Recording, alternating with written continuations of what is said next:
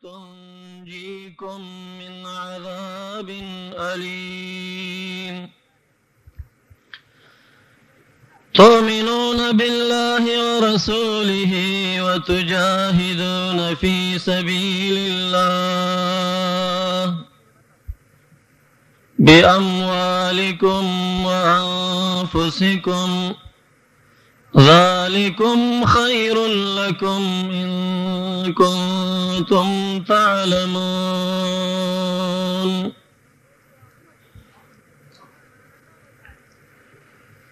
وقال رسول الله صلى الله عليه وسلم تزوجوا الودود الولود الحديث كما قال عليه الصلاة والسلام إن الله وملائكته يصلون على النبي يا أيها الذين آمنوا صلوا عليه وسلموا تسليما درود شريف الشوق سرول اللهم صل على سيدنا ومولانا محمد وآله وبارك وسلم عليه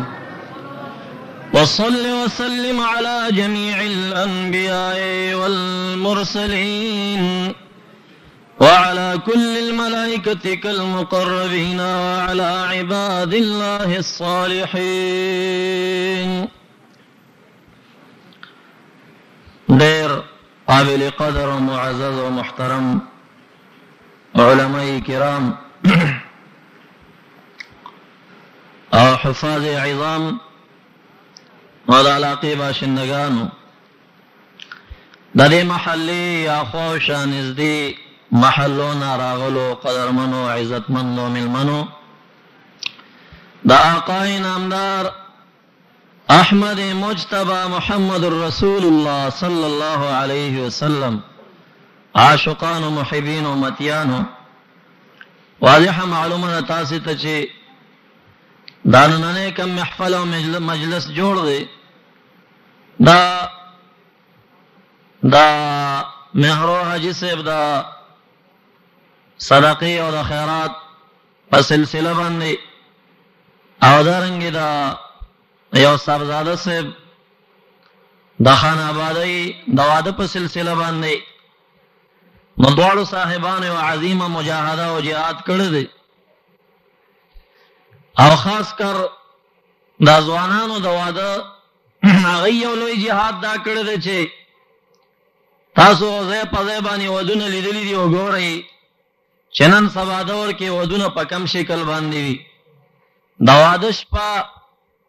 هغه په کم ډول او سرود باندې او په کمو ویسیارونو او ټیویانو مناویږي نن دې صاحبانو دا عظیمه قربانی ورکړه چې په ځای د هغه باندې چې نن د واده په شپه ډمانو غړی یا د واده په شپه باندې ویسیارونو او ټیویان راوړي او یا ډمې راولي د هغې په ځای باندې نن هغه نوجوانان ګورم چې د رب ذوالجلال په عظیمه عبادتګاه کې راغونډي دا د فخر مقام دی او دا یو شی ورته وایم چې هر هغه کار د الله درګاه کې قبول او منظور وي چې کم د زړه د شوق نه وشي کله بل چا په زور باندې وي نو هغه کار عبادت چې کم دی هغه بیا د الله درګاه کې نه قبلېږي نو دا نوجوانان دای باندې به ضرور د مشرانو زور او بوجو د دې نه اخوا ته یا د مازدیګر نه دی خوا خو تاسو به هسې پوه شوي یئ چې موږ څو غلطو کارونو ته پرېږدي نه نو دا اراده په زړه کې بدله کوي د الله د رضا دپاره لکه تاسو به چې ولو بالفرض خدای دې نه کې داسې که نن شپه تاسو ډمان راوستې وې نو هغې ډمانو ته چې په کم شوق او ذوق باندې دا خلک کېناستل یا په هغه ډمانو باندې چې په کم شوق او ذوق سره پیسې به شیندل کېدې د یو بل په ضد باندې نو تاسو نن هغه مجاهده په ناتخوانانو باندې ښکاره کوي رب ذوالجلال به په تاسو باندې د فرشتو په درګاه د فرشتو په وړاندې فخر وکړي او به وایي چې ای فرشتو تاسو وی چې آدم علیه السلام ما پیدا کړو د هغه بچي سپیکو دماغ یې ویني تویې یو بل راشئ زما هغه د آدم علیه السلام اولاد او د محمد عربي امتیان نن خلق د واده په شپه باندې څه شی کوي او هغې راغونډ دی او د محمد رسول الله په نتخوانانو او د هغې په محبینو باندې چې کوم دی د ډمانو په ځای باندې پیسې شیندي. تاسو د خپل اراده زړه کې بدلی کوي، انشاءالله الله به اجر درکوي. او دا چې یو غنټه دوه خوشحالي به ستاسو وه د دې دنیا، خو سهار به تاسو هم په ځان لعنت ویلې. لکه تاسو کې چې کم کسان هغې ډمانو ته ناست وی، د هغې نه به د سهار مونځ قضا وی، سهار به مو په ځان لعنت ویلې چې دا مو څه کړي بیګا. هر انسان چې د شپې تماشه وګوري سهار په ځان لعنت وی، بیا خفی. په انسان سره شیطان مرګر دی.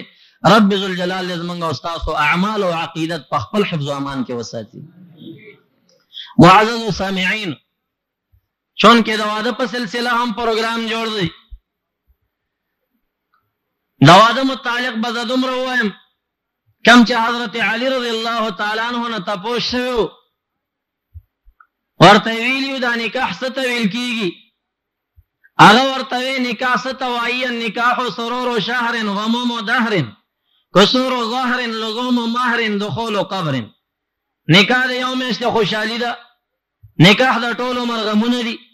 نکاح د مهر لازمېدل دي، نکاح د ملا ماتېدل دي، او د نکاح آخري سر په قبر ننوتل دي. نکاح کې یو میاشت خوشحالي. خو بیا هم د نکاح مقصد هغه نبی علیه الصلاة والسلام په دوه حدیثونو کې بیان کړی دی، بلکې یو حدیث کې د هغې اجمال بیان دی. فرمایي تزوج الودود الولود. اے صحابه کرامو، تاسو چې بیبیانې کوئ، نکاحونه داسې کورنۍ کې وکئ چې هغه ډېرې مینهناکې جنکۍ وي، او الولود ډېر زیات اولاد راوړي، داسې خاندان کې بیبیانې وکئ. ولې؟ انی اکاثر بکم الامم ولو بسقط. زه په تاسو باندې په کثرت د امت په نورو امتونو فخر کوم، او د ټولو انبیاو د وړاندې به دا فخر کوم چې زما امت په نورو سیوا دی. ولو بسقط، اگر که زنانه د بیمارۍ د وجې نه یو ټوټه وغورځئ، په هغې ټوټه باندې هم زه فخر کوم د قیامت په ورځ چې دا هم زما یو امتي دی او سیوا دی په نورو امتونو. محدثین کرام حیرانېږي، وی دا خبره چې تزوج الودود مینهناکې جنکۍ په نکاح کوي، د هغې معلومات به وشي، ولې زنانه به کور ته لاړې شي، د هغې جنۍ سره چې د نکاح اراده وي د هغې اخلاق به وکتلی شي، نو د هغې مینه به معلومه کړې شي. ولې دا خبره چې الولود چې ډېر اولاد راوړي د دې خو معلومات نه کېږي. څنګه نبي علیه السلام وایي چې داسې جنۍ وکړئ چې هغې اولاد سیوا وي؟ محدثین کرام جواب کوي چې تاسو د دغې زنانه خویندې د دې مور ته وګورئ، د دې تروریانو ته وګورئ چې د هغې اولاد سیوا دی که کم دی. که هغه چېرته شنډې وي نو دغه جنۍ مه په نکاح کوئ، بیا دا هم شنډ نه راځي. او که چېرته یې خویندې او تروریانې او مور او د هغې اولاد او بچي سیوا و، نو داسې خاندان کې نکاح وکړئ چې اولاد سیوا شي. د هغې اولاد د کثرت علت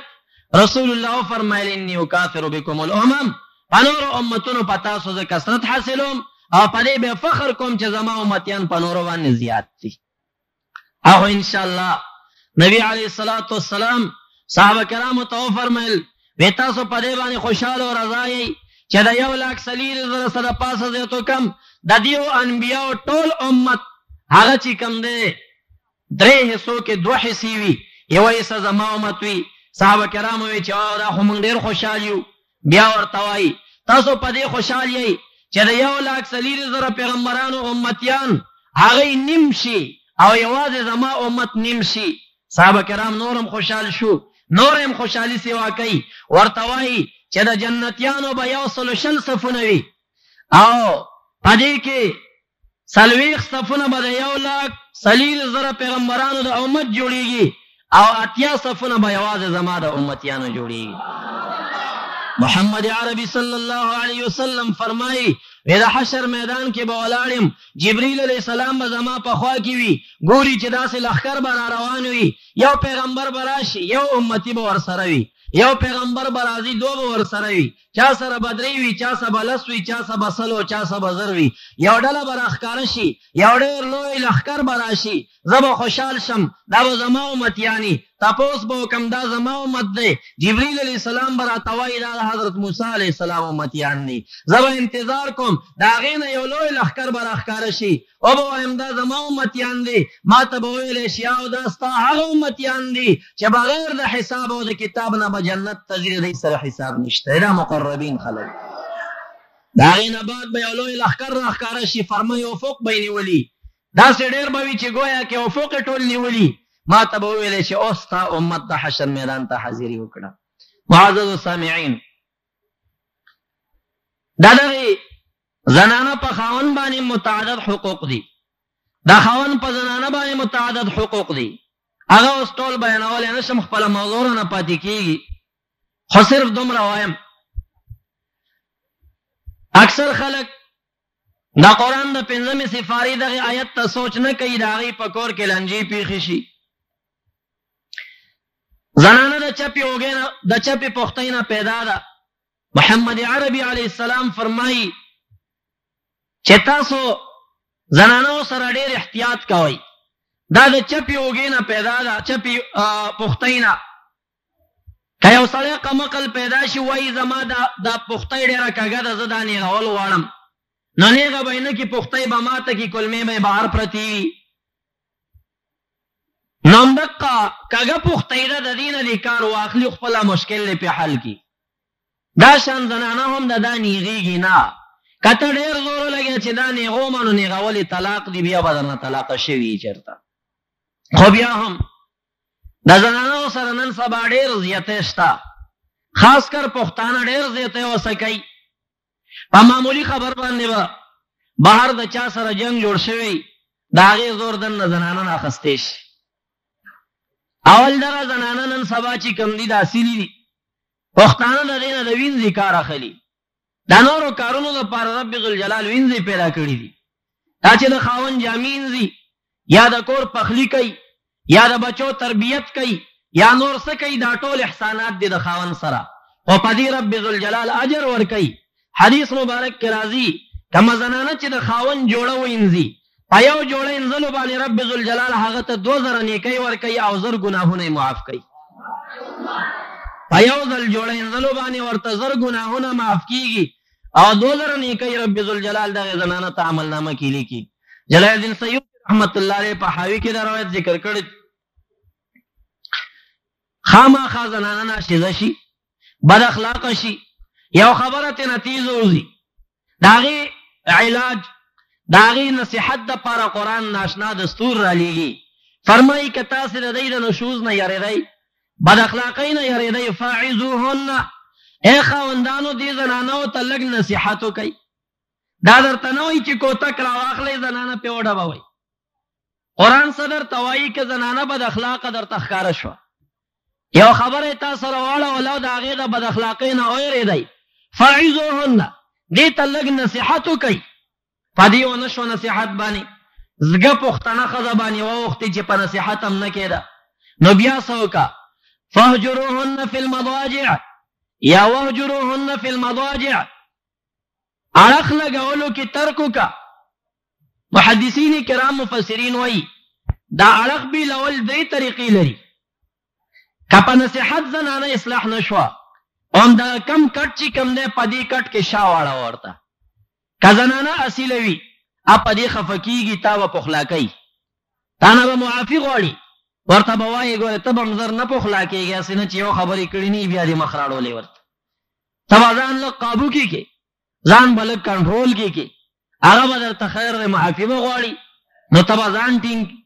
نو بیا ور باندې شرط کیږي ګوره پدې مسله درنه خفاوم بیا به داسې کار نه کې ابا تو بګارش یره کا پدې باندې ونشوا نو بیا داسې دی وشي چې کټ دی جدا شي فهجرهن فی المضاجع دویمه طریقه دا کټ جدا کا اصل زنانه تدام ډیر زور ور کوي او کا پدې باندې ونشوا نو دریمه طریقه دا ده چې دا کوټه پرې د بل کوټه کې شپه وکا باندې جوړه کا بهر اجره کې شپه وکا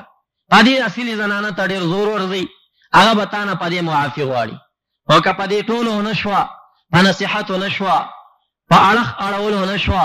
په کټ جدا ونشوا په کمرې جدا ونشوا نو دا زګه پښتانه ده نو فضربوهن بیا یو وای ومحمد رسول الله صلی الله علیه وسلم فرمائی وضربوهن ضربا غیر مبرح، وال باور کوي خدا سے وال بنور کوي چې زخم پکې جوړ کوي، ګوره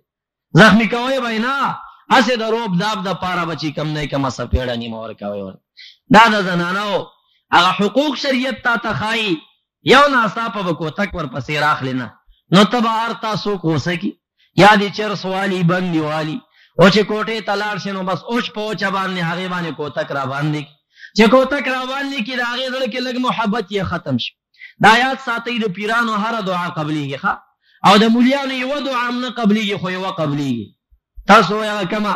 تاسو چې کله نکاح تاسو ته وتړي بیا مولا لاسونه پورته کی اللهم الف بینهما کما الفت بین آدم و حوا رضی الله عنه، حدث محبت پیدا کی لکه آدم علیہ السلام او د حوا بیبي په منځ کې چو. دا دعا د هر مولا قبليږي او خبرې چې ولې قبليږي هغه ته پته لري چې دې دعا نه وروسته ماته 200 روپۍ ملاويږي. دا د زړه نه درته کوي، دا دعا د زړه نه درته کوي او دا نور خو تاسو ورته سنور کوي د زړه دعا درته نه کوي. مولیانو دعا قبليږي، مولیانو کې کمالي خلق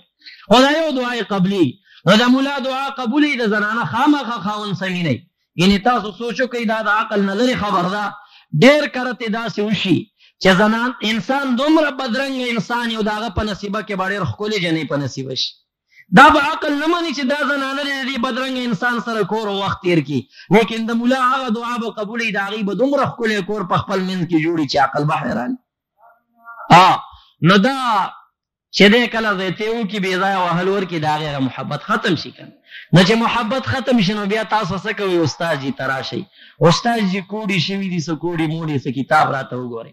دا یا ساتي کتاب قتل مطلقاً ناروا دي، کتاب قتل پکې د سره شته نه دا پکې چاره استي. تعجب خبر چې زه د دې زماني ملایم زدي پتا نه پويګم کتاب د 1500 کال مخکې یو مولا لیکلی هغه د دې زماني د خزي او د سړي د حالم خبري. تاسو خساره غاني مولا صاحب ته وای ما ته کتاب وګوره چې هغه کې کنه که خبره زما پکې شوی 1500 کال مخکې تانه سم مولا خبر شو چې یو خزه او خاون بورانیږي کتاب کې بداسه خبره. دا حالت خبر ده. دا کاهنان اکثر خلک د غیب ویل ورته کوي، د دروغ شین ورته پیدا کوي، دي ته ورتک باندې حدیث مبارک کې راځي سلوي خو د انسان عبادت به نه قبليږي چې چا په یقین وسات، چې یقین نه ساتي عبادت نه قبليږي، او چې یقین په وساتل هغه قران باندې کافر کیږي کم قران چې په محمد رسول الله نازل شوی. نه دروغجن ته بنور دی. یو صحابي ورته وی رسول الله وای خبره خو رښتیا کوي، وی دا و چې رښتیا کوي د اصل چې دروغ وي هغه ته نه ګو امق شان دروغ وي، هغه دروغ ته چا فکر نه یو چرته رښتیا شي وي هغه فلاني خبره داسې وکړه نو رښتیا شو. عرض می دا کو چې دا کوړي یقینا سحر او جادو کیږي، دا علاج شته، تعویذونو کې دمونو کې ساختونو کې هر څه کې شته دي علاجونه. خو عرض می دا کو چې تاسو اکثر شي نه کوډي نه دا د زنانو حقوق نه پیمل شي. تاسو خپل زنانو سره خپل حقوق پیمال کوي او زنانو ته احترام او ساتي او زنانو ته پکار دي چې تاسو د حقوقو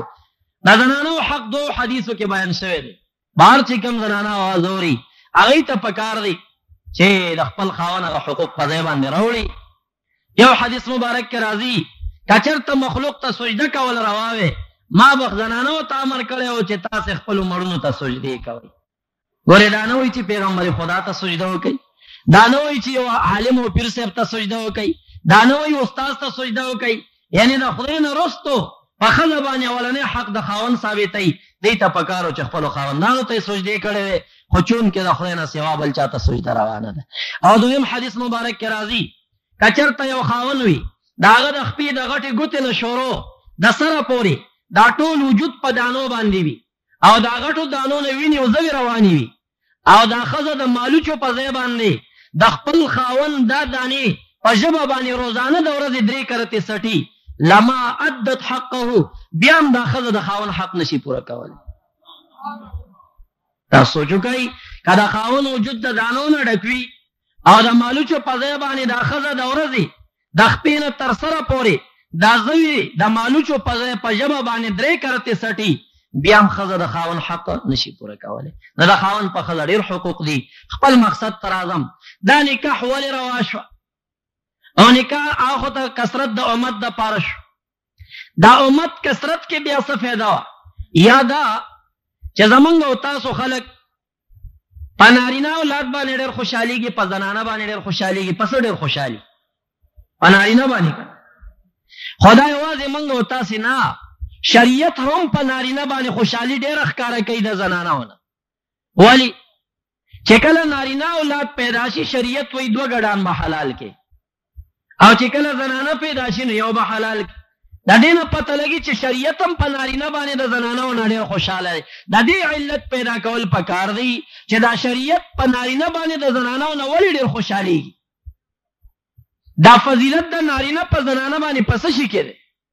که په منځونو باندې خو زنانه هم منځ کوي، نارینه هم کوي. که په روژو باندې، که په حجونو باندې، که په زکاتونو باندې، که د دین په نورو اعمالو باندې، خو نارینه او زنانه سره شریک دي. ولې دا ته په نارینه خوشحالي یا شریعت محمدي په نارینه زیاته خوشحالي ښکاره کوي؟ د هغې علت صرف او صرف دا دی چې نارینه بچی د قربانۍ دپاره وي، نارینه او نر چرګ د حلالي دپاره وي، او ښځه چې کوم دی د هګیو دپاره وي. ښځه چرګه د هګیو دپاره ده او نر چرګ د حلالۍ دپاره دی. دا شان زنانه چې کم دي د کثرت د امت دپاره دي، او دا نارینه چې کم د محمد رسول الله په امت کې دا د جهاد اولنی ډګر دپاره دا خدای تعالی پیدا کړي دي چې دا محمد رسول الله د امتیان به د جهاد صفونو ته وځي، مجاهدي به کوي، جهادونه به ورکوي، قربانۍ به ورکوي. په دغه وجه باندې د رسول الله مبارک شریعت په نارینه ډېر خوشحالېږي د زنانه ونه. تکبیر تکبیر یا رسول الله.